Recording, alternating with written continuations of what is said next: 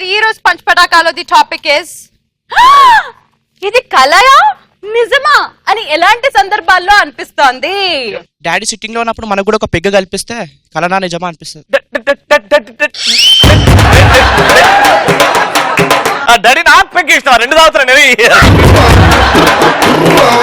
Next marriage day రోజు wife నాకు gift ఏమొద్దండి మీరే పెద్ద గిఫ్ట్ అన్నప్పుడు ఎన్నో రోజుల తర్వాత మీ అమ్మ పెళ్లి రోజు చేసుకున్నాం, మా ఆయన వస్తాడు నా కోసం ఏమేమి తెస్తాడో చూద్దాం.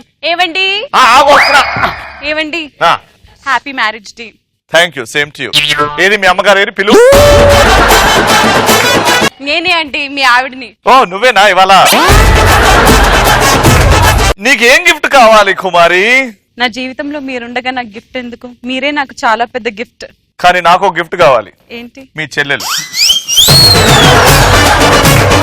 ఏవండి ఇస్తాను విడాకులు.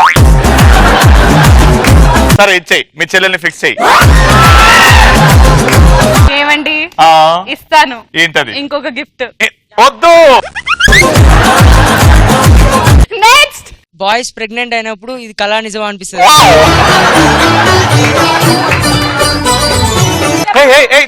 తంతున్నాడు. నేను వింటాను ఏమంటున్నాడు.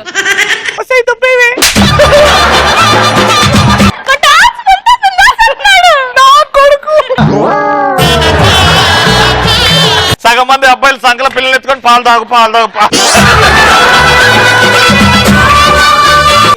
నెక్స్ట్ పక్కింటి అంకుల్ ఊరికి వెళ్ళేటప్పుడు 2 రోజులు మా పాపని చూసుకో అని చెప్పినప్పుడు ఆ పాప 2, 3 సంవత్సరాలు అప్పుడు ఏం చేస్తావు?